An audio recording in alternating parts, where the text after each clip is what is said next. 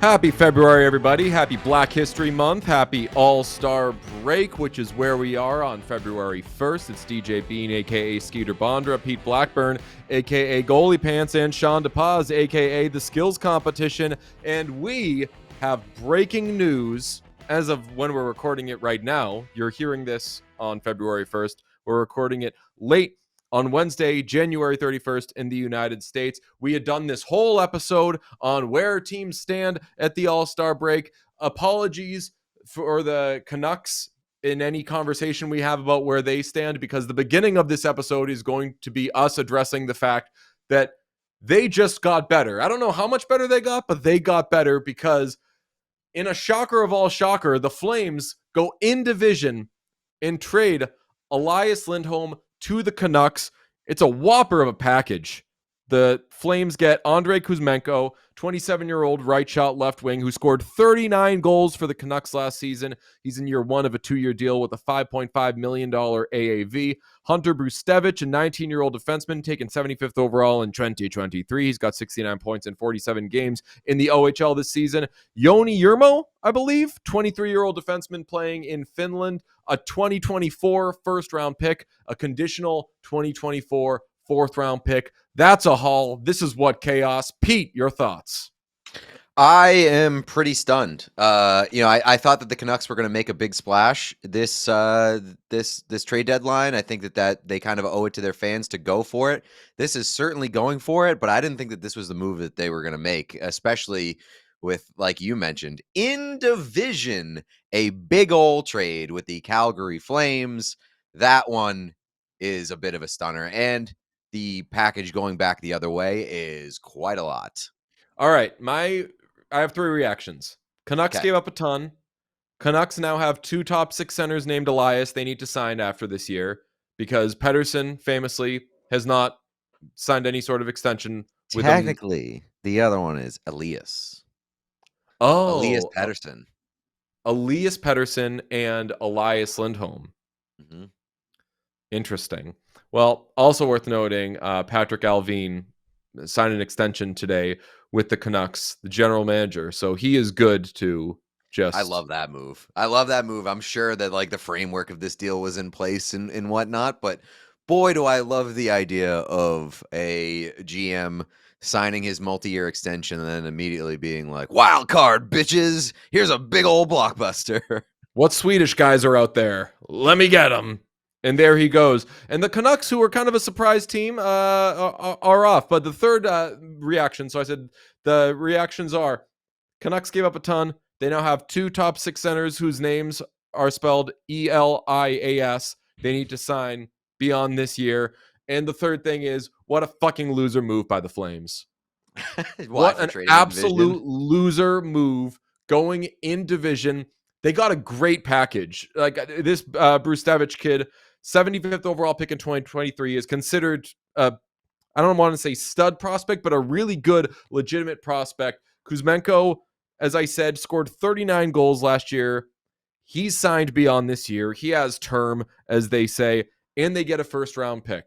And who knows? We'll talk later in this episode about our expectations for the Canucks. You say, spoiler alert, wouldn't surprise really anybody if the Canucks end up being a team who hasn't necessarily been humbled by arriving yet. So who knows where that pick ends up being? Maybe it's at the very end of the first round, but maybe it ends up being, I don't know, towards the back end, and that's a real good building block. Once you get past the top 10 of NHL draft picks anyway, like 11 through 65 are like the same fucking pick to me. So they got a good piece of capital there, and the Canucks gave up a real lot here. Yeah, and it's always kind of a struggle to organize your thoughts in the immediate aftermath of a giant trade like this. But I like that you lined out your takeaways. I have several takeaways as well. Number one, like what an asshole timing of a move. Like everybody in the hockey world, basically everybody who's everybody is at the All-Star game, All-Star weekend right now, trying to have a good time. We're about to try to pack and get on a plane to get there. The timing of this sucks ass. And I mean, for Elias Lindholm, literally on a plane to go to the All-Star game. So that's a wild development for him. That's second year in a row player involving the Vancouver Canucks was traded on their way basically to the All-Star game, because last year Bo Horvat was traded to the New York Islanders like That's that right. the day before. My other big takeaway, I could not believe that Andrei Kuzmenko had 39 goals last year. I knew that he had a big year. I did not realize that he had 39 goals and was almost a point per game player for that Canucks team. So I don't know if he's that kind of player, but to get a guy like that, a top prospect in Hunter Bruzhnevich, who I don't know a ton about him. Like we're admittedly not big prospect guys, but I did do some cursory research, and I saw the first guy that he was compared to recently was Axel Sandin Pellikka, who is a very, very impressive young defenseman who every time I've watched that guy, I've been extremely impressed by. So yeah, you get that, you get a first round pick, those two guys, and then a conditional fourth. Like, you can say all you want about like loser move trading in division, and there is some truth to that. But I also think the most important thing to do if you're the Flames is to get the biggest return value, and this is a really strong return value, it seems. And there is something to be said about self-awareness for a team like the Flames. Loser behavior from a loser team. Got to shout out pal Scott McLaughlin from WEEI. He noted that because he knows prospects a lot more and he really likes Bruzhnevich, and he says that as it turns out, these athletic packages that were mocked earlier in the week of here's what it would take if the Bruins wanted to get him, they'd have to give up Frederick, Poitras, and a first. And a lot of people were saying, "Oh, gross, horrible, blah." Too Like, much. that's what they end up getting. That's what I mean, and probably getting more. The they proposed probably do deal get more The proposed deal from because the Canucks was Höglander, Kuzmenko, and a first-round pick. That is more than that deal. I would absolutely take the deal that they got versus the one proposed by the Athletic. the question becomes, though, and I'm sure a lot of Flames fans are worried as they get Kuzmenko because they've already experienced getting a player in Jonathan Huberdeau who they think they know what they're getting, and obviously he had a lot more track record than Kuzmenko. And then they get there, and God, it's not what they thought they were getting. Kuzmenko is in his second year in the NHL. He's an older guy, took a little while to get over here.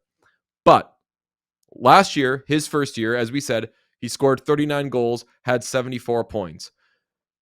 He shot 27.3% was his shooting percentage. One of every 3 shots he put on net went in, basically. This season, shooting percentage is 12.7%, and he's got 8 goals in 43 games. So, are you getting the player who is a 15, 16, 17, 18 goal scorer, which is obviously a valuable player, or are you getting the guy who pushed for 40 goals last season? You've got a year and a half to figure that out as he's making $5.5 million a year before you decide whether or not he's a building block. And if he ends up not being a building block, then suddenly that return looks a lot worse. Although next year you'll probably be able to flip him if you stink Right. again. Yeah. Yeah. And I'm honestly just seeing this right now. Darren Drager.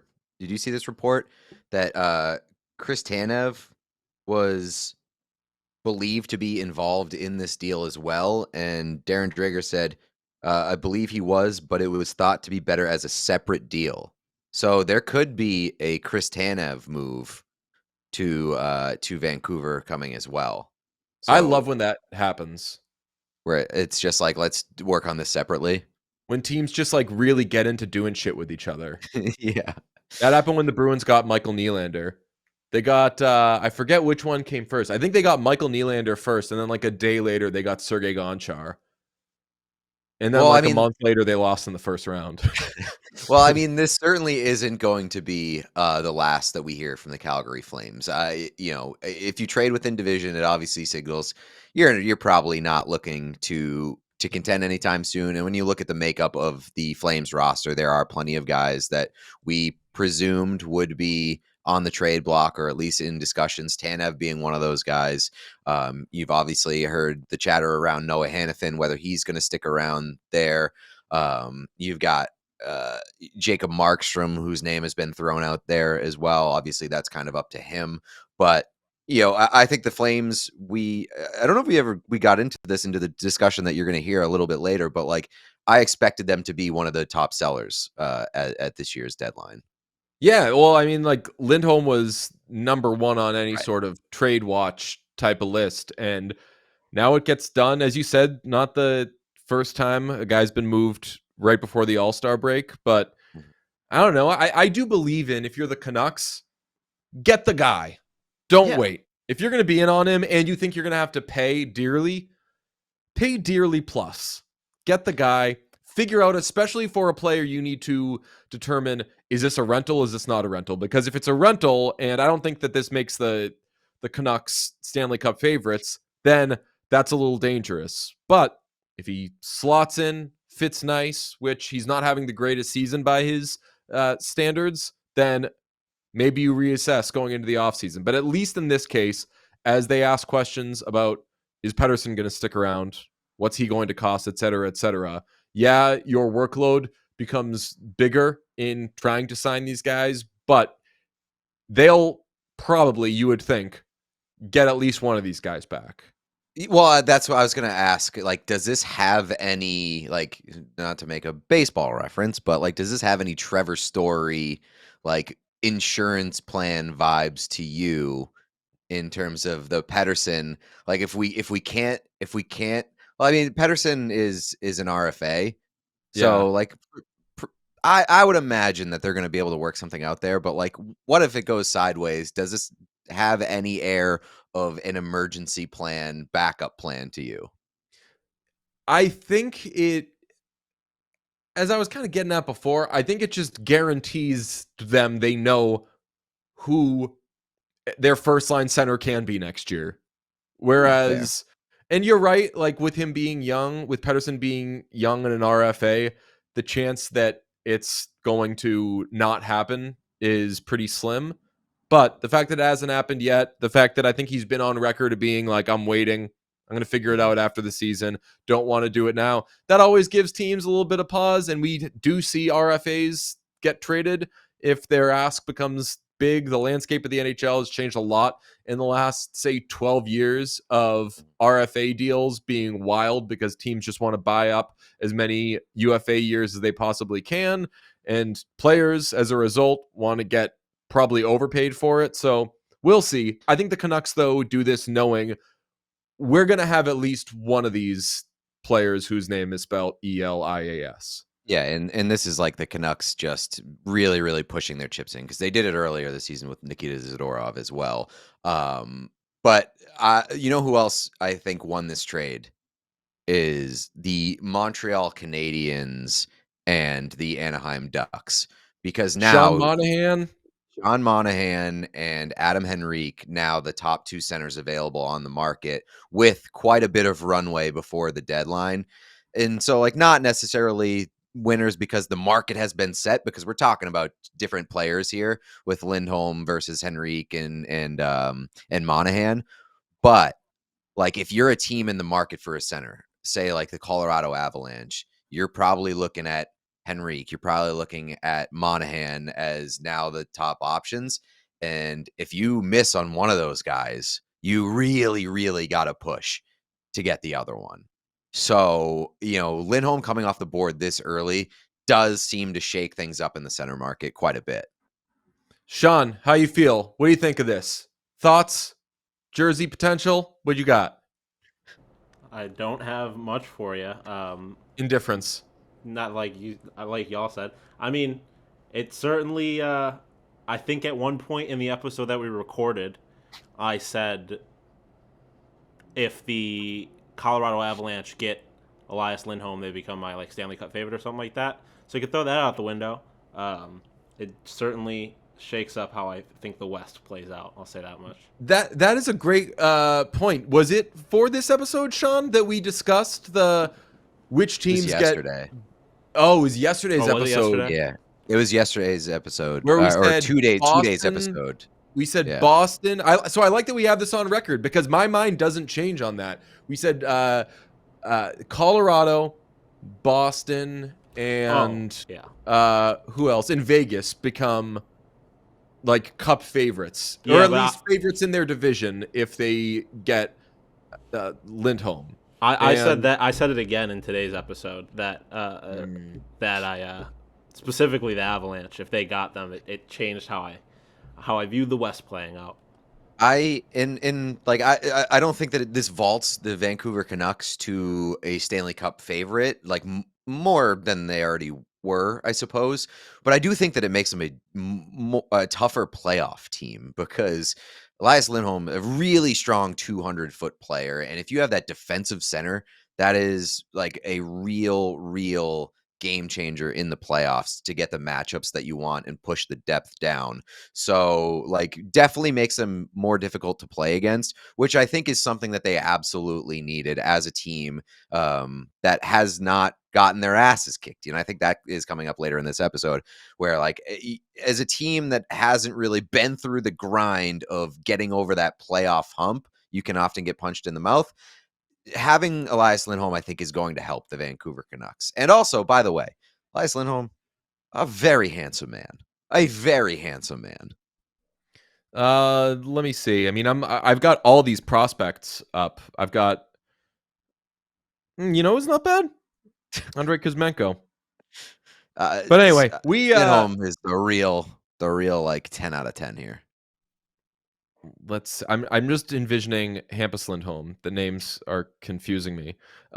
Anyway, we recorded today's episode as we were frantically packing up stuff to go to Toronto for the All-Star game and everything. And hopefully you're subscribed to everything you need to be because we got a bunch of stuff coming from All-Star weekend. And then we're going to be at the Super Bowl next week because we just think that's a really funny idea. So make sure you subscribe to everything. We are going to cut in now to, I believe, assessing the NHL at the All-Star break. And I think the next thing you'll hear is we rattle off some things that maybe surprised us, such as the Bruins still being good, such as the Canucks being good, we note, better than expected. We get into a little argument about what did we really expect for the Sabres. It's a fun time. Jump right in. Surprises, Canucks, really good. Jets, really good. Rangers, a lot better than expected. Not recently. Bruins, still really good. That's a huge surprise, I would say, to a lot of people. Flyers, good. Did I throw that in there? Penguins are that's not surprising, not very good team. But the Penguins and Buffalo Sabres kind of in the same category where it's what did you really expect? Your revisionist history on the Sabres. Yeah, he's doing it again. No. He's fucking doing it again. No, I'm not saying that. I have on my list of out of it that we thought would be in it. I have the Buffalo Sabres in there. But once the season started and we got 2 weeks into the season and the Sabres were not very good, we were like, oh, they're the Sabres. I mean, this is that's not revisionist history. That's being well, I don't know what I fucking expected. Yeah, that I was gonna say is that as I tell everybody, I was excited about the Sabres, but I knew it's a Buffalo sports team. They were gonna let you all down. They were gonna let everyone down. A team that you didn't mention as a very strong surprise at this point in time, St. Louis Blues kind of flying under the radar. St. Louis Blues in the playoff picture by points percentage at the All-Star break after firing their coach. And remember when they fired Berube and we were sitting here joking, the They're gonna do it Blues are again. going to win the Stanley Cup now. Yeah, and you know what? They're kind of being powered by a surprise goaltender.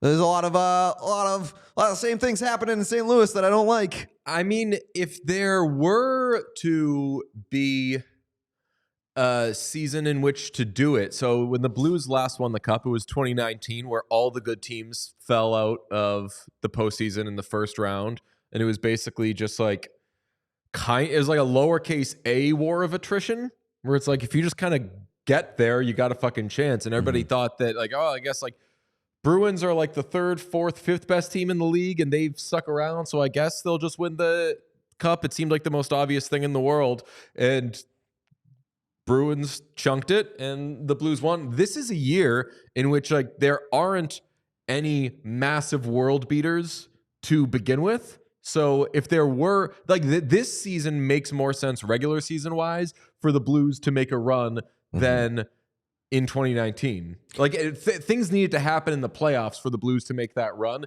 Right now, if you're a contender-ish team, if you're a wild card team, you look around the league and be like, yeah, there's teams that you don't want to see, and there's teams you don't want to play. You don't want to see Vegas. You probably don't want to see Colorado. If you're in the East, you're honestly probably cool with seeing anybody. It's open. Yeah, I mean, all right. So by points percentage, here's where we stand at the All-Star break. In the Games are being played tonight. That's true. Yeah. Okay. So we have to just like kind of be vague. Okay. So that's a good point. So with the game before the All-Star break, Bruins, Panthers, and Maple Leafs are the top three teams in the Atlantic. Again, this is by points percentage. Rangers, Hurricanes, and Flyers are the top three teams in the Metro. The two wildcard teams in the Eastern Conference right now, as it stands, the Tampa Bay Lightning and the Detroit Red Wings. So that would lead to a 4 playoff matchups in the opening round of Bruins versus Red Wings, Rangers versus Lightning, Panthers versus Maple Leafs, Hurricanes versus Flyers. I think that both wildcard teams could win those first round series. I do not think the Red Wings could be the Probably Bruins. not. Probably not. I would probably have said that about the Florida Panthers. So that's why I said. So I shout out all the Bruins people who've done stuff with us. The Bruins do not get the benefit of the doubt in the first round. Here's what I would say about that matchup in Red Wings versus Florida Panthers, and this is probably going to come up again at some point during this episode. The Florida Panthers have previously gotten their ass kicked in the playoffs before beating the Bruins. The Detroit Red Wings do not have that in their DNA yet. And I think that it is very important for almost every team to have one playoff run in which they get their asses kicked or things really fall apart at some point. And the Red Wings don't have that yet. Well, just for the record, the Red Wings are the only team in a playoff spot currently that play tonight. And they cannot, by winning or losing, they cannot change the teams that are in the playoffs. Okay. If they win, they would tie Tampa for third in that division. If they lose, they would still be second. So we have Anxious Dave, which is his new nickname today. Anxious Dave. You were really worried about tonight's games affecting my playoffs. I wasn't anxious. I was professional, Dave. I will say I don't know how the tiebreaker works, so I don't know if Detroit winning would put them over Tampa Bay because they would both be at the same number of points with the same number of games played. It doesn't matter. So, in the Western Conference, do you have thoughts on the Eastern Conference? Well, you tapped into something that we were going to do later, and I was like, I'll just do it now. We'll get to that stuff later. Go ahead. Yeah, that's why I said we're going to get to some of this stuff later. I just wanted to get into a standings check. Central Division, Jets, Avalanche, and Stars, top three teams in the Central. Canucks, Oilers, and Golden Knights, top three teams in the Pacific. And the wild card are the Kings and Blues. So that would lead to Canucks, Blues, Jets, Kings, Avalanche, Stars, Oilers, Golden Knights. Oilers, Golden Knights in the first round is just fucking wrong.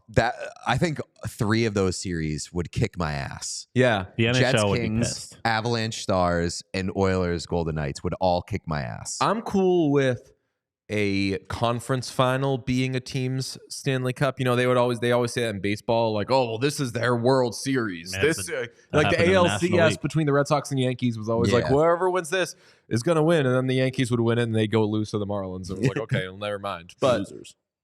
But the first round of Golden Knights against Oilers, that is some fucking Stanley Cup shit. That's why the first round is the fucking best, man. Not only do you have 8 whole series to feast on, you get some absolutely like premature matchups in that first round. You said Stars Jets would be one of them. Yeah, I mean, I feel like that's that is, also an incredible one. Well, I feel like Avalanche Stars. Sorry, Oh, Jets okay. Kings. Jets Kings could also be very good if the Kings figure their shit out. I was The going to Kings say could also not be there. Jets Stars seems like a ratings nightmare, but would be low key one of the best series in all the playoffs.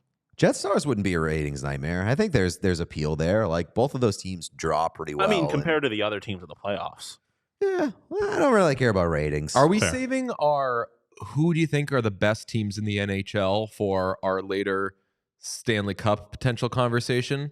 Or Yeah, I think that we can get to like we haven't really like shot our wad for lack of a better term. Like there's a lot to get to. I here. am Skeeter Bondra this That's episode, right. so I wouldn't. Would it bother you to know that I have no idea what that is or who that's referencing? Or? You don't know who Peter Bondra is? Yo, Wait, you would are you? love I thought Peter you were- Bondra. First of all, I thought you were saying I don't know what shoot your wad means, and I was like, Sean, that is okay. What you do in your own time or No, what you I don't do. do in your own time is your decision. But you don't know who Peter Bondra is? Damn, man, Peter Bondra rocks. He's like one of the best Slovakian hockey players. What- Amazing. What do you think of when you think of Peter Bondra, like visually? Are you going to say Chara celebrating like Peter Bondra? No. I think of the late 90s, early 2000s Capitals logo with Correct. the That's the right answer. with the building. No, oh, the building. That is, okay, that is the first picture that that's- pops up when That's you a different search it. one for Like me. the black and like the, With honestly the, like got Ducks the capital colors behind it. And the- Yeah. I think of the eagle. I think of the white eagle. Well, that was jersey. before, right? Oh, that was their alternate jersey. Oh no, yeah, you're thinking like the early 2000s one. These are both. Let's see. Let's go by. I want to say that the Capitol building jersey was their alternate jersey. They're both. There's a lot of pictures of him in both of them. Well, yeah, they were worn at the around the same time. I don't know if the Capitol building jersey was an alternate or if it was their actual home primary. I feel like that was. so their are you home. talking? You're talking about like the Black Eagle one, I'm talking about the white version of the Black Eagle one. Based on so these like pictures the like of mid him, 90s one. Yes. Is that based on these Okay. pictures of him, there's like no pictures of him in a black eagle. There's either the white eagle or there's the black so with the capital. The Black Eagle was, I think, some reverse retro shit. Yeah. Yeah. The Black Eagle was the reverse retro. In the mid 90s, they had a white eagle and they had a teal eagle. Kind of crazy. And then in 1997, so 1995, they started doing the white eagle and the teal eagle. 1997, they did those two, and then their third jersey was the Capitol building. And then they did that all the way until 2007 when they switched to the 80s inspired red and white ones. They have Yeah. too many jerseys and colors. I think I've decided. I agree. You know which one stinks, by the way? Which one? The navy one with the big SW on it. Because as I look at all the Agree. Capitals jerseys, I'm like, they're all one of two things. This one is just totally fucking random. I don't think I- the Capitals get enough shit for having just god awful branding. The Capitals When they could have, well, like obviously the potential is there Yeah. to be amazing. The Capitals' best jersey is their reverse retro of the Eagle jersey, like with the red and the blue, like this one. So this jersey, the white one with like the teal and black, is the Peter Bondra jersey in my mind. I love the show, by the way, because we can go do a midseason awards show check-in. We'll and then eventually do arrive- the most time on Peter Bondra. We'll eventually arrive on something that actually interests us. So we're like, That's right. the Jets, the Jets are going to be pretty good, but they're really good. But There's a lot of season left to be played, and especially with all the teams they got out there in the West. I don't know. I think the Jets we'll see what ends up happening. They don't have Blake Wheeler on their team anymore. Bondra was drafted a full 8 years before I was born. Yeah, for the record. He was so good. He was nasty. He was disgusting. Like, if I remember, my uncle took me to a Bruins Capitals game, and I was like, "Yo, this is sick. I'm gonna go see Peter Bondra." Awesome name too. Bondra. Bondra is a Bondra. Peter Bondra. Well, yeah, Just I think that's just kind a of why cool, it threw me swaggy off. guy. I thought it was like a pop culture reference because it sounded like a character's name. Skeeter. No. Bondra. Skeeter Valentine. You know who Skeeter Valentine is? No. You ever see the show Doug? You seen Yeah. Doug Yes. Funny? Yes. Patty Mayonnaise? I definitely have. Yeah. It was like slightly just before me, but I remember like the tail end of it. The so. rapper Chris Webby had a lyric, "Call her Patty Mayonnaise because I skeet her when I meet her." Just saying a lot of Doug stuff in there. Skeeter also famously teal. That's right. So, what else surprised you? How about let's talk about the Capitals? They've sucked this year. That's the same in the same vein as the Pittsburgh Penguins. What did you expect? Old team, little Yeah, less but the Penguins are so much better than the Capitals. on paper, sure, and they made a big splash in the offseason. The Capitals did not. Right.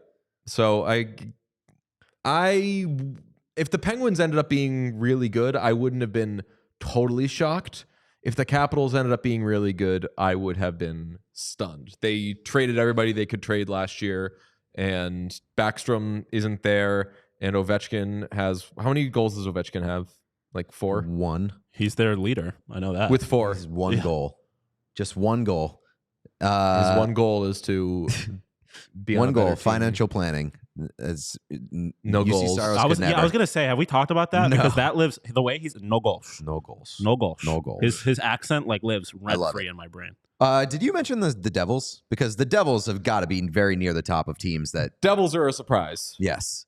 Devils obviously have had their issues in terms of battling injuries, things just not going their way, not getting any saves. Lindy Ruff still coaching that team. So the Devils are a massive disappointment in my mind. Lindy Ruff is doing exactly what Lindy Ruff does. Yeah. And I think if you expected anything else, you were putting too much value on the He players. gets there and he makes you pretty good. Yes. And then once that And then he job will let is you down. done, you are hoping... Like Claude Julien used to be like that. He's perpetually close. Yeah. I was on the please move on from Lindy Ruff train after last year's playoffs. Like I just felt like the Devils could have used somebody else in there making the decisions, and it's obviously not entirely his fault what's gone wrong this season. But the Devils have got to be one of the more surprising teams that have disappointed, and maybe are the biggest fans of the Los Angeles Kings right now because that team is the only team kind of threatening that throne. You know what? The Kings are very high on the surprising because I pegged them as like the safest team or one of the safest teams, just the way that their roster is built. That on paper is always going to be solid, and solid gets you in the playoffs. Solid gets you middle of your division when everybody's streaky, running hot and running cold. You're probably winning a couple, losing one, winning 3, losing 1, that sort of thing. And you will be steady Eddie, and they just aren't. They suck. And if you had told me that the Kings were having a tough season at the All-Star break, I would have said, okay, they're probably not getting the saves. Like their goaltending is their biggest issue. This would have been my thoughts at the outset of the season. But if you had told me the Kings were going to be one of the worst teams in the league at the All-Star break, not in an overall sense, but right now they are one of the worst teams in the league at the All-Star break. And Cam Talbot is also an All-Star at the All-Star break. I would have so much trouble making sense of that. And I know Cam Talbot hasn't been as good in the second half of the first half than he was in the first half of the first half, but it's still surprising. Other surprises from the first half of the season: Pete doesn't know what quarters are. Another surprise. I think the first half of the first half is way funnier. That's better. That reminded me of, have you seen Rat Race? No. It's a good movie, but they are going there. It's a group of people who are tasked with going to find this thing, and if you find it, you win $1 million or whatever. And Cuba Gooding Jr.'s character says to this group of like 20 people, he was like, what if we agree to all go together and then split it 50-50? And one of the other people is like, 50-50? And he goes, you know what I mean? 50-50, 50-50. Goalies have been a surprise. We'll talk about Vezina in a little bit, but like a lot of surprising weird shit with goalies. You got the Cam Talbot thing. You got Georgiev being an all-star when people are fucking idiots about it. You got the John Quick-a-sance, which I love so much. Probably my favorite thing about this Rangers team. You've got a year after Linus Ullmark won the Vezina for the Bruins, Jeremy Swayman being a Vezina contender favorite type all-star. That would a be lot of wild shit with goalies. That would be the funniest thing ever, and we're not talking about it just because I don't think Jeremy Swayman has like a real shot. It was at one of the my Vezina. talking points for today. But like having a true tandem, a true 50-50 tandem in the NHL, the strongest tandem, and having one half of it win the Vezina one year and then the other half of it win the very next year would be incredible. It's working so far. It's working so far for the boys. How do you feel about the Bruins? Do you feel my assessment earlier about the East being no true, real contender favorite types thing? Like everybody's kind of a contender. Everybody's kind of a contender, but the Bruins clear the rest of the Eastern Conference just in terms of consistency. They have been very good for basically this entire season, minus a little stretch where they weren't so hot. That's I think the only team in the Eastern Conference that can say like has been good for pretty much the entire season. If we're doing individual surprises, Charlie Coyle, massive respect. Years in the league, not one motherfucker familiar with your game. Because I didn't see it coming. I don't think anybody saw it coming. Whereas like at first I thought if they only just had someone who was a little better than Charlie Coyle, they'd be in good shape. And now I just kind of talk that way about Pavel Zacha. But man, Coyle has been a real true top six center, which is great because the team has 4 bajillion wings that they can just kind of sprinkle around and hope for the best. But him being good has softened the blow of losing David Krejci and Patrice Bergeron so much. So if they were to go out and get, we were talking about Elias Lindholm the other day, like if they can get one more center, like a middle six-ish center, sure, they don't have any star centers, but I would say the Bruins are the best team in the Eastern Conference, which obviously doesn't sound like the hottest take because statistically they are, but like no one in the Eastern Conference is amazing. Also, I threw out the Rangers as a potential destination for Lindholm yesterday or 2 days ago at this point. Came out yesterday that the New York's shopping Kaapo Kakko. So like if you are... Shocker. Well, yeah, like not. Well, I mean, they should be, right? Like, if you can go get a player like Lindholm and have Kakko be the subtraction and not have to really pull at your pool of picks and top prospects or whatever. Like, I think that's something worth exploring. And if you're the Calgary Flames and you're looking at Kaapo Kakko, you're probably like, all right, maybe. So I don't know. I do think like the Eastern Conference has no real powerhouse. We are all set to go to Toronto and spend the weekend soaking up all the all-star fun, talking to players, going to games, checking out the PWHL 3-on-3. Sean is so very, very pumped about that. And if we decide to dip into those seats, we're going to be using Game Time because Game Time is such an easy experience. It helps you get your tickets without having to guess, wait, what is this? How much is it going to cost? It's all right there. It's got an easy layout. There is no guesswork thanks to Game Time. You can download the Game Time app, create an account, use code CHAOS for $20 off your first purchase. Terms apply. Again, create an account and redeem code CHAOS for $20 off. Download Game Time today. Last minute tickets, lowest price, guaranteed. Use code CHAOS for $20 off. So yeah, basically we just kind of told you what we see in the standings that may or may not be different by the time you're even hearing this episode anyway. The real meat of this, I'm pretty excited to talk about awards because we've thrown things out there when we bring up a McKinnon or a Kucherov or a Hughes or whatever, been like, oh, well, he'll probably win this. But I like to get into, as a former voter, I like to get into who else is in the mix. Is there anybody who's going to come up and wrest it away from, you know that word? Rest it? Wrest. No. W-R-E-S-T. I mean, I assume that's a wrestling thing. I don't think it comes from wrestling. I think wrestling comes from rest. Yeah, you know the word rest, Sean? I do now. When I was in my early 20s, one of my friends was like, "Do you use rest in your writing? You should." And she told me what that word meant, and I was like, "That's a great hockey term." Yeah, because like a corner rest. You just rest it. Yager rested it and then stuck his butt in somebody's face. You can't use rest because it's too close to wrist. It's there's too close to resting in peace. Is that an oxymoron? What? Resting in peace with a W at the front? Because if you're resting, you're not really quietly, coming in peace. That's burglarizing. That's right. If you take it, Sean, you know what the difference between burglarizing or what a robbery and a burglary is? I feel like that's something I knew at one point, but I don't know the specifics now. Contact. Yeah. Okay. So if you come into contact with another person, it turns from a burglary to a robbery.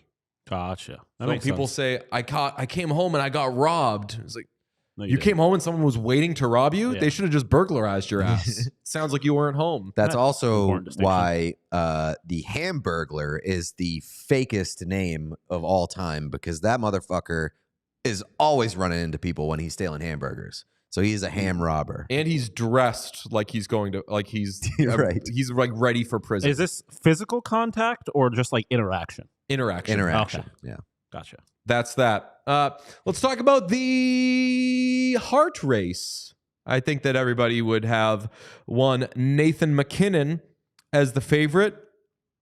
I don't know if he necessarily should be the runaway favorite, but I think that at this point, would you consider him the runaway favorite? I would not consider him the runaway favorite. Okay. He is the favorite. I think that right now, it's probably a two-horse race between MacKinnon and Nikita Kucherov. Kucherov's been better than MacKinnon, but MacKinnon is more important. And if you get into the most valuable player thing, which is like a fake tiebreaker that nobody actually uses, they sort by points. Mm-hmm. Nikita Kucherov has more. I actually don't know if he has more points, but he scores at a higher rate. 1.73 points per game to Nathan MacKinnon's 1.71 points per game. Connor McDavid somehow is at 1.56 points per game, which fucking blows my mind because he's not, for McDavid, he's not going nuts during this stretch. No. He's just like being a fair boy. I think that he's kind of going nuts. For a person, but not for McDavid. Sure, but also you have to look at the fact that McDavid had 10 points in his first 11 games. And so in the 32 games... That's like the worst stretch of his career. Yeah, and he was clearly not right at the beginning of the season. Things weren't going right for the Oilers. He seemed like he was banged up, kind of rushed back to get back for the Heritage Classic. In his last 32 games, he has 57 points, 57 of his 67 points. So, and those 32 games that I took that sample from were since the Oilers fired Jay Woodcroft. So he has really like gotten right and sort of been the Connor McDavid that we know since that changeover in Edmonton. The Connor McDavid that Chris Knobloch knows because people forget he used to coach him. Austin Matthews has 1.26 points per game. David Pastrnak at 1.47 points per game. I think that Matthews and Pastrnak are just kind of going to round out people's ballots, but not necessarily be taken seriously as Hart contenders. Another name I want to throw in there will never get consideration because will not have played enough games, but Jack Hughes. Well, not even close to enough games. Right. Won't sniff it, but he's been better than Austin Matthews this year. Oh, I mean, Austin Matthews is having like a generational goal scoring season, which is why he's even in the conversation. Like from an overall body of work, Matthews probably isn't getting in there, but just because he is on an insane goal streak and goal season, you got to put him in. Like you say that Kucherov has been better than MacKinnon this year. I don't necessarily know if I agree with that. He's been more electric, I'll say, but that's also I don't even know if I agree with that Kucherov. either. Like Nathan MacKinnon, his usage has been insane. Him coming up, like he has 7 game-winning goals in the first half of the year, which is awesome. Like the numbers are pretty close in terms of point production. point production and like offensive generation. Like you look at McKinnon has 0.63 goals created per game. Kucherov is 0.64. So they're really neck and neck there. But like the usage of McKinnon has been really impressive. Bednar's leaning on his top guys to an insane degree. Like he's averaging over 23 minutes a night for time on ice, which is wild. And there's a much bigger gap in terms of 5-on-5 production with McKinnon and Kucherov. McKinnon is a plus 17 with at 5-on-5, and Kucherov's only a plus 7. So do you think this ends up being a 2-horse race? I think Connor McDavid has a very decent chance of making it a 3-horse race, especially if the Oilers continue to absolutely dominate the league. Right. If they end up staying like a headline and break the single season record and are still going, and even if they don't break the record, or just like if they remain super hot and you're looking at a situation where they have won 23 of 24 games or something, like the Oilers story will never fucking stop. So he'll be top of mind. I think that I could see it becoming a 3-horse race. Ultimately, obviously, if you're a betting man right now, like I would say Nathan McKinnon, but don't sleep on Kucherov, man.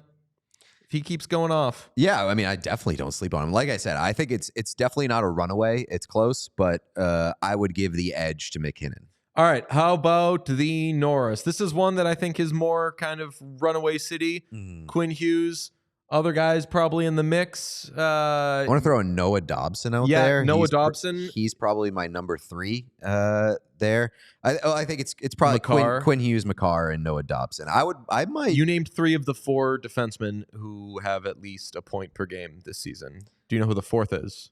A point per game. Yep. And I can give you the top 5.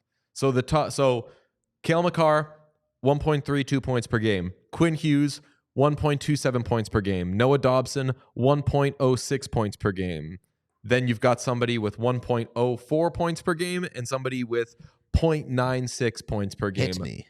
Both of these, one is a former Norris winner. Okay. One is somebody who I think has been pretty good in his young career, but has blown the fuck up this season into a holy shit, this is an incredible player. Hit me. The former Norris winner with 1.04 points per game, Victor Hedman. I've assumed. Evan Bouchard has nearly a point per game, and he is having an incredible season. There's still some moments because he plays for the Oilers where you say, what the fuck are you doing? But that's more the uniform he's wearing than what he's actually doing. I've been so fucking impressed by him that, if he finishes top 5 in Norris voting, that is such an achievement for the Edmonton Oilers. And for Evan Bouchard. Like Evan Bouchard has always been offensively geared. If you get into a Norris discussion, if you're Bouchard, without like being carried by a McDavid or a Draisaitl, like obviously he benefits in terms of point production from those guys, but I wouldn't say that he's being carried. Like he is facilitating. He's a big component of that team and their attack. A sports book, I will not say what, but a sports book has him 3rd. Wow. You got Quinn, Cale, Evan, Noah, Miro, Victor, Charlie. I'll tell you what, I think that's disrespectful to Noah Dobson. Noah Dobson absolutely deserves to be over Evan Bouchard there. I agree with that. Like Noah Dobson has 52 points. He is 2nd in the league in time on ice, averaging about 26 minutes a game. And he is a whopping plus 21 at 5-on-5 on an Islanders team. Moot point, though. This is borderline grab-ass discussion because Quinn Hughes is winning this thing. Yeah, like I don't know if it's necessarily like I think some weird shit would have to happen. Egregious runaway, but Quinn Hughes has been so good this year, and to the point of like maybe even heart consideration. I'd throw if I'm a voting man, like I'm maybe throwing a 5th place vote towards Quinn Hughes before I'm giving it to David Pastrnak or something like that. Yeah, I mean, he's cooled off a little bit, but he's projecting to finish over 100 points. And like that team didn't come out of nowhere, but it's a lot better than anybody thought it would be. And if you're like, why? Look at this unbelievable player.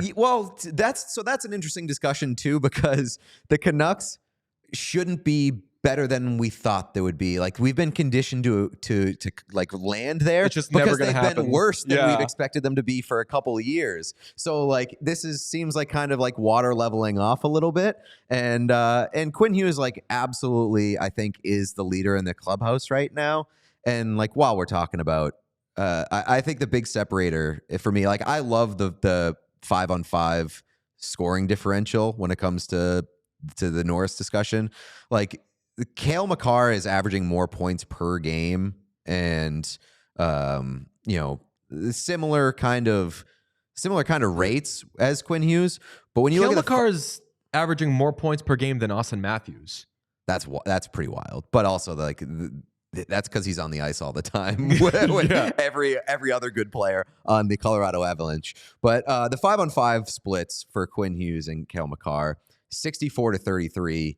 The Canucks with Hughes on the ice, 40-35 with Makar on the ice. Man. So only a +5 with Makar on the ice, whereas it's like 31. I'm going to hit you with some Vezina talk and stats. You know who leads the league in save percentage? I don't mean to keep putting you on the spot. I only ask you these questions if I know that there's a good chance you can at least hazard a good guess. I do. It's Connor Hellebuck. No, it's not. It is not Connor Hellebuck?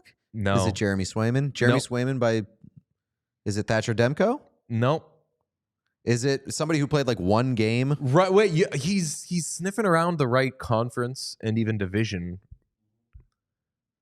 Is it Alex Lyon? It's somebody. I'll give you a hint. You need to play 16 games to qualify. Okay. The leader in save percentage has played 17 games.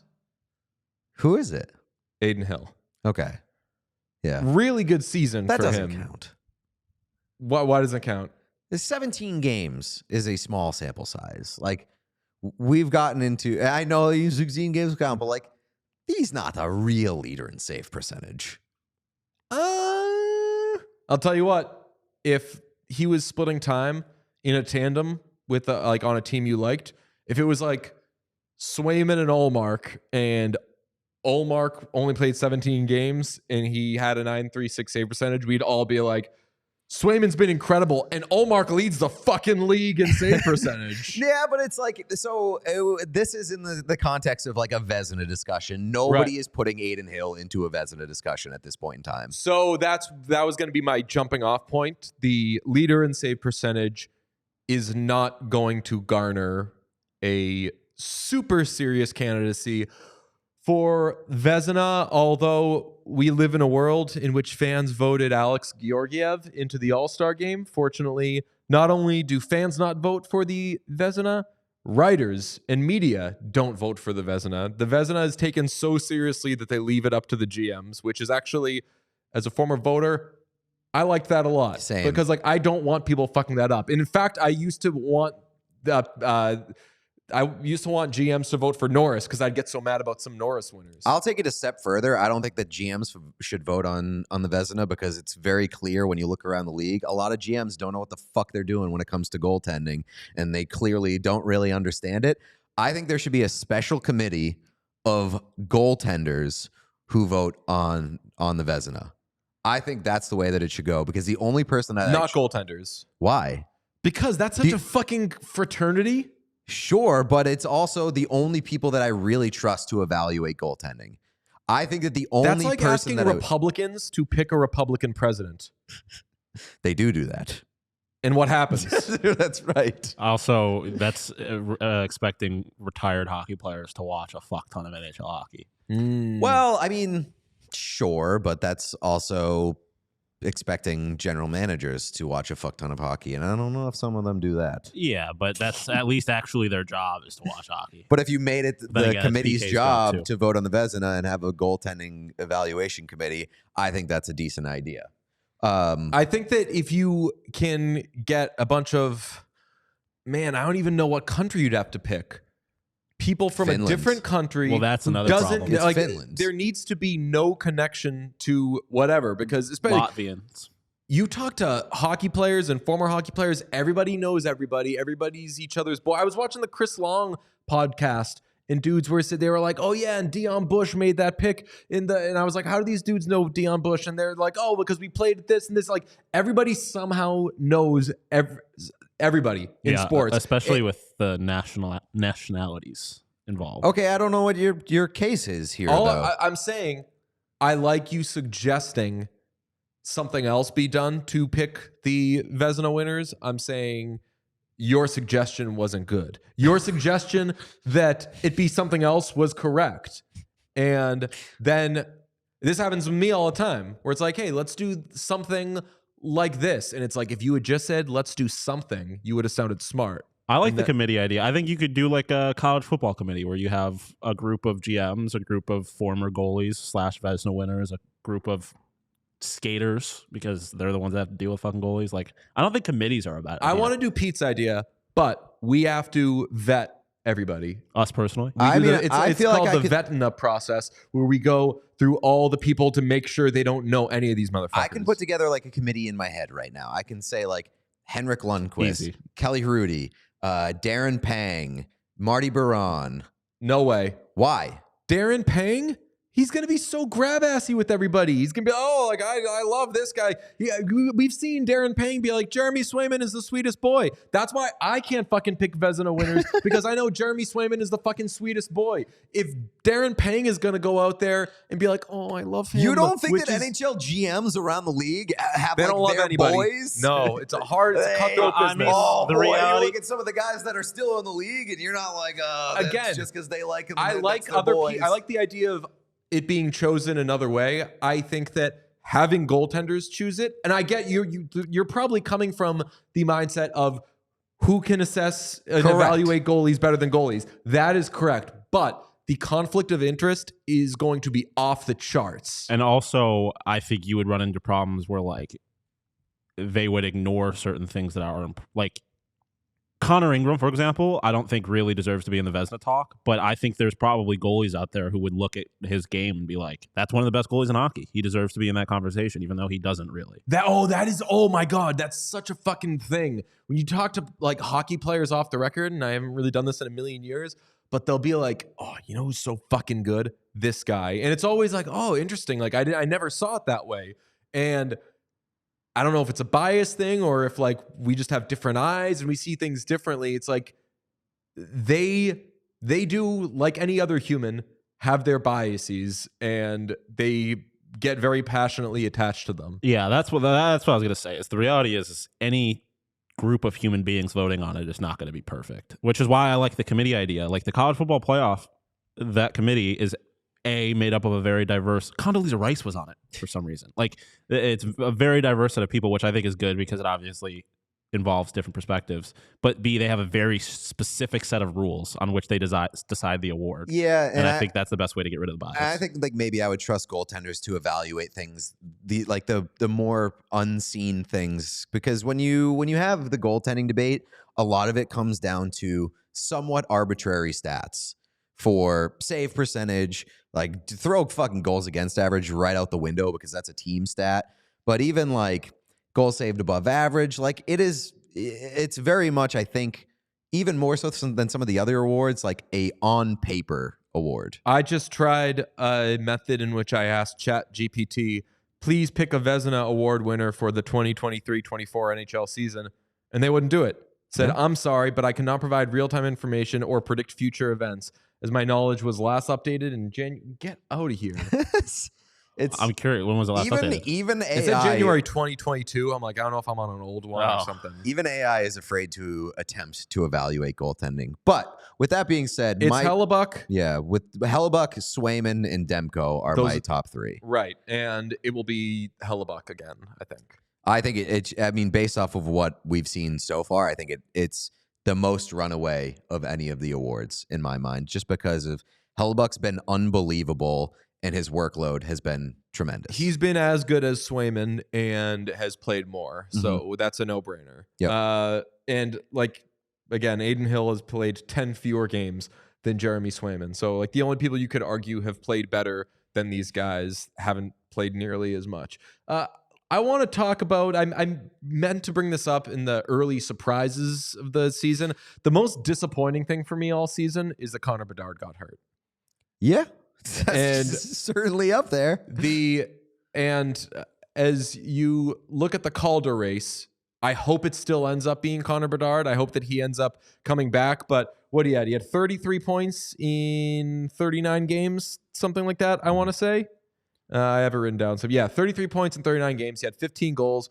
Well on his way to probably like 40 goals because he was like going to get fucking cooking. Obviously, he hit the ground running, scored in, I think, his second game. So, it's not like it was taking him much to get warmed up to the NHL. But he is so, when he's been on the ice, he's so clearly been the best rookie. One of the best stories of the whole season. Him getting hurt fucking sucked. He still has my Calder vote. Yeah, like the only silver lining to Connor Bedard getting hurt was the possibility that the Calder race would become interesting, and it has not. He's still leading in points. He's still leading in goals. Hasn't played since January 5th. I really do think this is as much of a runaway as any of the other ones. The only other person in the discussion at this point in time is Brock Faber in my mind. And that's not a sexy pick. That's more of just like he's second in points for rookies, but really his workload with the Minnesota Wild has been super impressive. He's playing like 25 minutes a night as a rookie and as a guy who's just kind of being thrown into the fire. So I've been really impressed with Brock Faber, but he doesn't sniff Connor Bedard as a near point per game player on the absolute worst team in the NHL and hasn't been playing with much talent alongside him, and he's still really, really producing there. That's extremely impressive. I fully expect Connor Bedard to win the Calder. We've actually gone way longer than I would have expected us to, which is very, very funny. Let's talk the future, the best teams in the NHL, and who wins the cup. Who do you think are the best teams in the NHL? I wrote down don't look at the fucking stats, just go off feeling. What do you think top 5? And as I look at them a little more closely, I think I'd probably shuffle some things around and add teams. But what stood out to me is when I wrote down my top 5, all 5 were in the Western Conference. Really? Okay. But I think that that's not crazy. It's I not wrote crazy. down, so the order in which I wrote them down, but we could say this is in no particular order, is the Oilers, the Knights, the Avalanche, the Jets, and the Canucks. And as far as how they've played, their performance and everything, I think you could argue maybe the Canucks should be at the top of that list. But those are the 5 teams with which I came up. I tried to not end with a preposition, and then I said came. Especially when it's came. But here's what drives me crazy. Sean, you'll agree with this.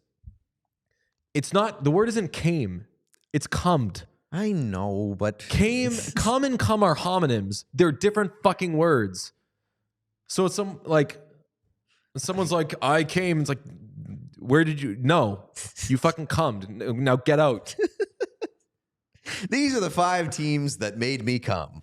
Do you agree, Sean? No, I mean, yeah, it's an objective fact. Right. Of course It's like, do you want to speak correctly or incorrectly? Yeah. Just sounds dumb. It's like when people say, Cummed- what sounds cummed Oh, no, sounds dumb. came, like I get douche chills. What? Yeah. I mean, I don't think Fortunately, there's nobody any says way it to me, but- that you're going to talk about cum and it not be like a little odd. Like Fair. anytime you try to tense Right. cum, like is odd. It's weird. It's always going to be an awkward conversation when you are talking about The other one coming that, in the past tense. The other one that really drives me crazy, and nobody is brave enough to just, because I think they do this out of, it might look weird. Mic'd up drives me fucking crazy. MIC''D?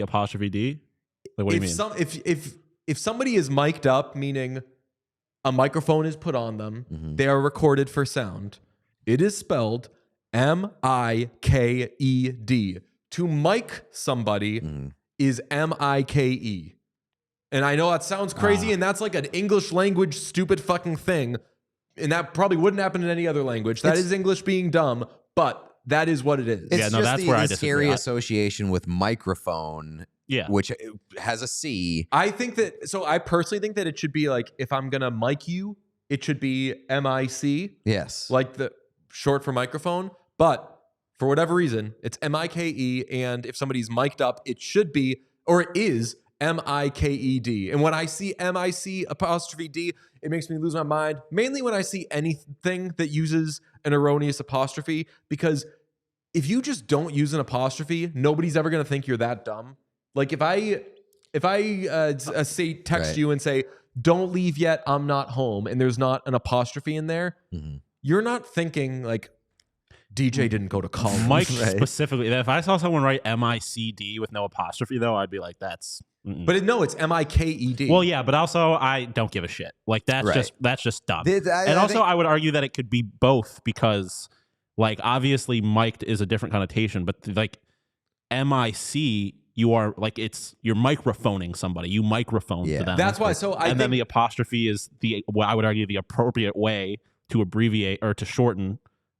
You're right, because I think it's representing the missing letters. I think the best solution, and there aren't great ones, is to say, "Let me mic you, M-I-C." I think that why nobody's spelling it out. Like, so that's why I don't care. Like, it doesn't fucking bother me. It only comes into play for mic'd up, right? Yeah, and that has to be M-I-K-E-D. The only one that really bothers me with that is when people do years and they abbreviate years and they'll do like 90 apostrophe S. That's the biggest one. That's right there. Rather than putting the apostrophe at the front of it with just the S at the end. Folks, and we're assuming to our listeners that none of you do the fucking thing of like going to a wedding and saying, congratulations to the Blackburns, BLACKBURN''S. Hopefully you know not to do that. And if you don't know not to do that, that's fine. Now you do know. You only use an apostrophe for plural if it is one single letter, such as I got straight A's. It would be A''S. The Oakland A's, A''S. Hey, I'm going to the C's game, C''S. If you want to say the Patriots need to choose from these 5 QBs, it is capital Q, it is capital B, it is lowercase s. There is no fucking apostrophe, and that shit drives me bananas. I know which networks get it right and which ones get it wrong. ESPN always gets it right. I can't count on any other network to get it right. CBS, I love my NBC. Like that can be touchy. The only network that gets it right all the time is ESPN. So shout out them.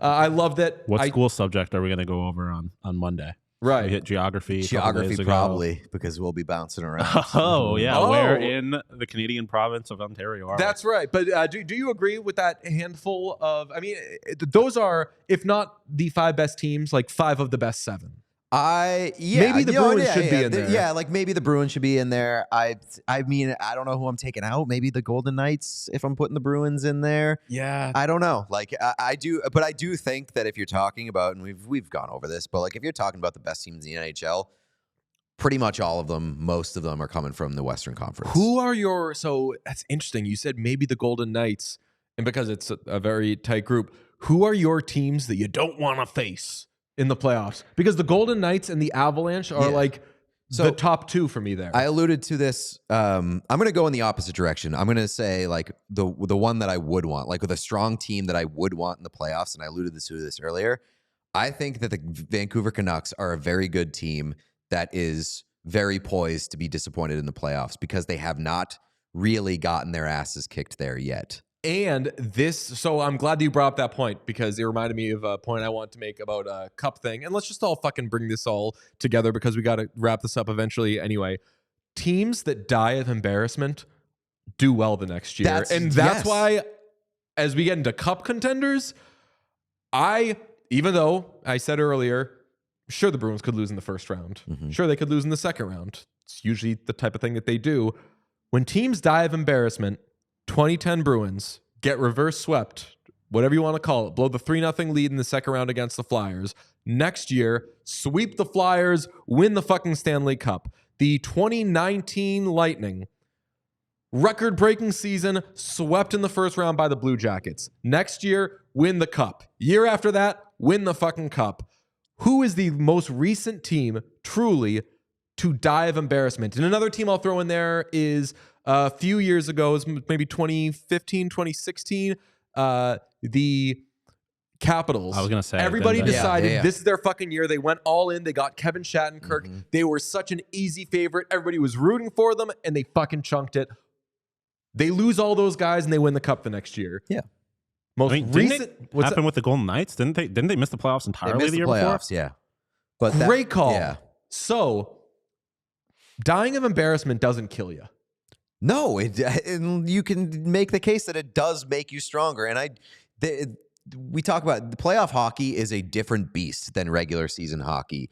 And sometimes you have to allow playoff hockey to punch you right in the fucking nose in order to learn something from it and learn how to protect yourself. And that's not to say like the Bruins should have gotten punched in the nose before, because they had already been punched in the nose. A lot of those guys had already experienced that. They should have known better. They chunked it. But I do think that when you're talking about a brand new coach with a guy like Jim Montgomery and learning how to deal with that group and how to deploy that group in the playoffs, last year was very valuable for them. I would be surprised if the Bruins had another early exit in this year's playoff. One, because they've been the best team in the Eastern Conference. Two, because I expect them to learn from their mistakes. Well, Montgomery has said he's going to rotate the goalies. It's And not just that. anyway. Well, I mean, so like, sucks to say, like a big part of why they lost in the first round is not because Montgomery played the same goalie every night, but because the goalie, their Vezina winner, made a massive mistake. And I would bet my entire fucking life that rotation, or even if Ullmark had to play all 7 games again, like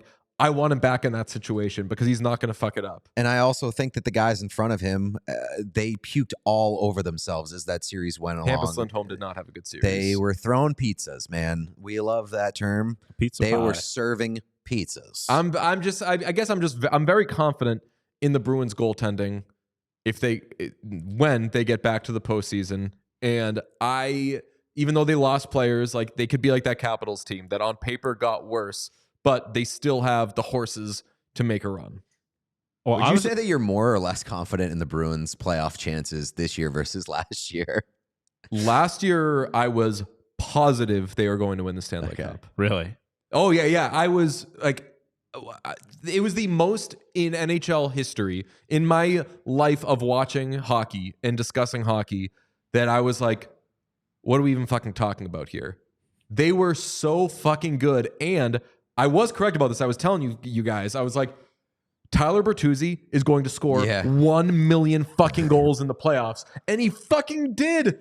And they still lost in the first round. Yeah. Yeah, I You were knew how good they were. ruined by your futures bets on Tyler Bertuzzi. I know, even though man. you weren't. I knew how good they were. I was just obviously a lot more locked into the Western Conference last year. I may have missed them. What were your top 5 teams again? Okay. Oilers, Knights, Okay. Avalanche, Jets, Canucks. Can we talk about the Oilers? That's what I was going to ask. I wasn't sure. I couldn't. At first, I thought you didn't have the Oilers on there. So what I was going to ask is if the Oilers that we are seeing right now are the real Oilers, or if the actual Oilers are somewhere in between what we saw at the beginning of the season and where they are now. Well, I mean, they're not. They've had games during this stretch where like Columbus gives them a good one, or Chicago gives them a good. Like they've had close games, even if the final score doesn't end up reflecting such. Like where bad teams play them very closely, and as we said, it's not like every night is a 5-point night from Draisaitl or McDavid.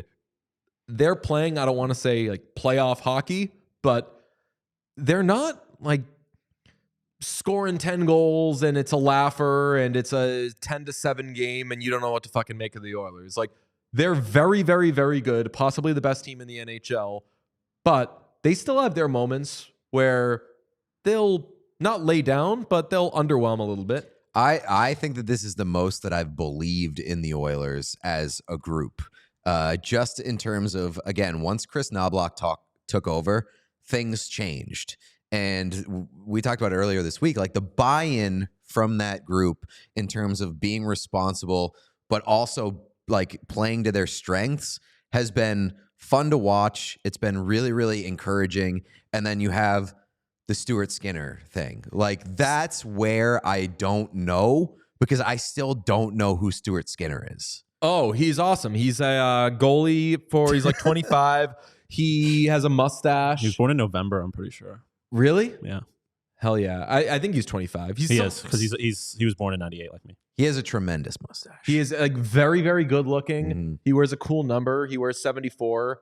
He's like the best goalie in the NHL since the new year. He's been incredible. So when you said I believe in him more, I was like, say no more.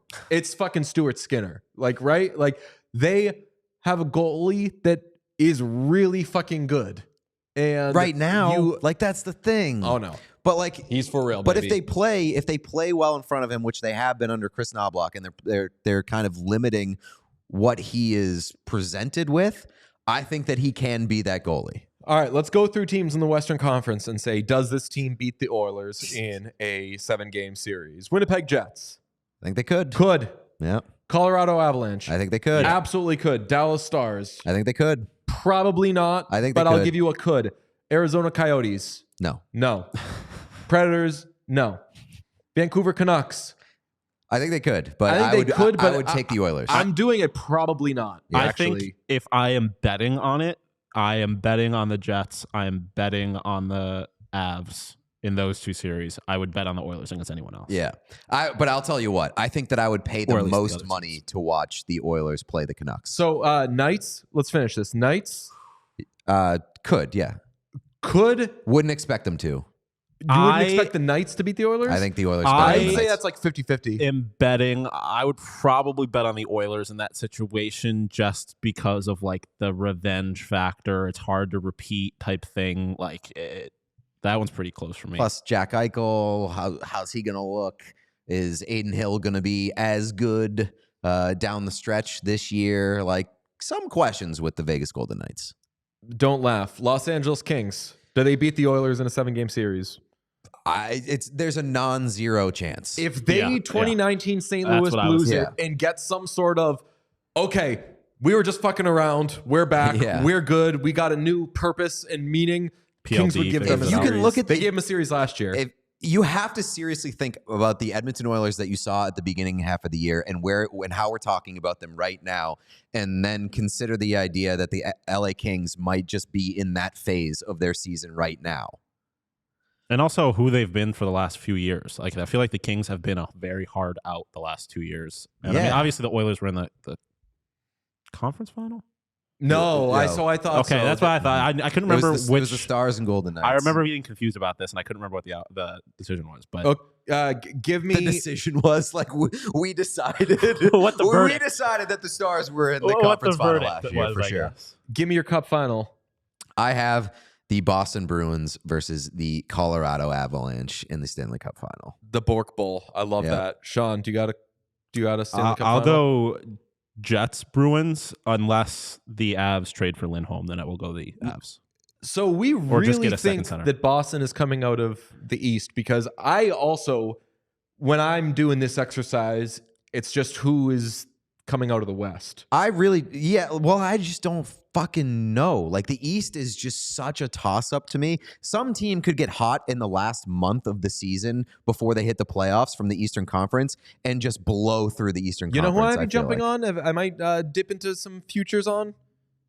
Carolina Hurricanes. Yes. Why if can't they they- get the goaltending? Right. So like and that I guess summarizes the East. There are teams that have not been as good as expected, but this happens. Look at the Panthers last year.